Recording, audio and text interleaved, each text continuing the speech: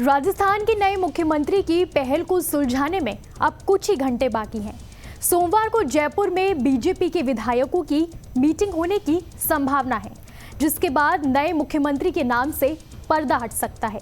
इसी बीच इस सूबे की 2 बार सीएम रह चुकी senior BJP leader Vasundhara Raje Scindia के घर पर फिर से विधायकों की मीटिंग होने की खबर है। दरअसल बीजेपी ने मुख्यमंत्री के चयन के लिए विधायक दल की बैठक को लेकर 3 पर्यवेक्षकों की नियुक्ति कर दी है। अब इन पर्यवेक्षकों की ओर से सोमवार को बैठक होने की चर्चा है। उधर शनिवार शाम बीजेपी के राष्ट्रीय अध्यक्ष जेपी नड्डा ने नवाचार करते हुए राजस्थान के नवनिर्वाचित विधायकों के साथ डिजिटल माध्यम से बैठक ली। इस बैठक को आगामी मुख्यमंत्री के चयन को लेकर काफी महत्वपूर्ण माना जा रहा है।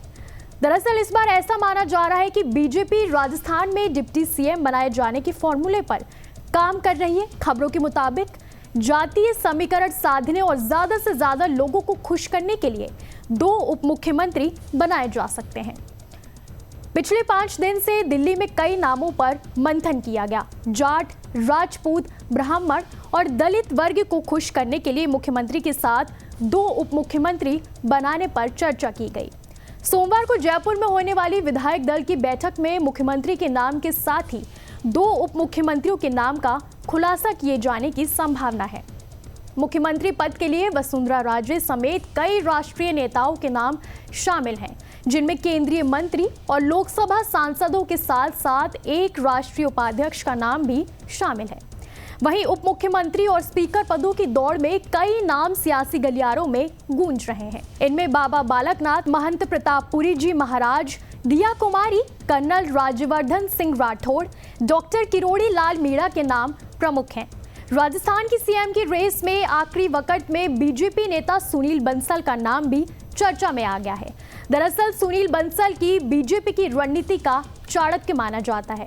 राजस्थान की सियासत में सुनील बंसल की चर्चा करीब 6 महीने से लगातार हो रही है। पहले उनके विधानसभा चुनाव लड़ने की भी सुगबुगाहट थी, लेकिन ऐसा नहीं हुआ। सुनील बंसल बीजेपी के राष्ट्रीय महामंत्री हैं, साथ ही उन्हें पश्चिम बंगाल, ओडिशा और तेलंगाना का प्रभारी के पद पर भी काम कर रहे हैं। सुनील बंसल को कुशल रणनीतिकार माना जाता है। ऐसा इसलिए क्योंकि 2014 लोकसभा चुनाव के दौरान उन्होंने यूपी का को इंचार्ज बनाया गया था। इस चुनाव में उन्होंने अमित शाह के साथ मिलकर ऐसी रणनीति तैयार की कि बीजेपी गठबंधन ने उत्तर प्रदेश की 80 में से 73 सीटें अपने नाम कर ऐतिहासिक जीत दर्ज की थी। तो वहीं आरएसएस से बीजेपी में आए संगठन के एक और एक्सपर्ट ओम माथुर भी रेस में हैं। बीजेपी के समर्पित लीडर ओम माथुर को पीएम मोदी का बेहद करीबी माना जाता है। वो राजस्थान के सबसे सीनियर लीडर्स में से एक हैं और अगर उन्हें सीएम बनाया जाता है तो राजस्थान बीजेपी के किसी भी गुट की ओर इसका विरोध होने की संभावना काफी कम है। ओम माथुर फिलहाल छत्तीसगढ़ की राजधानी रायपुर में है, जहां बीजेपी ने अप्रत्याशित जीत दर्ज की है।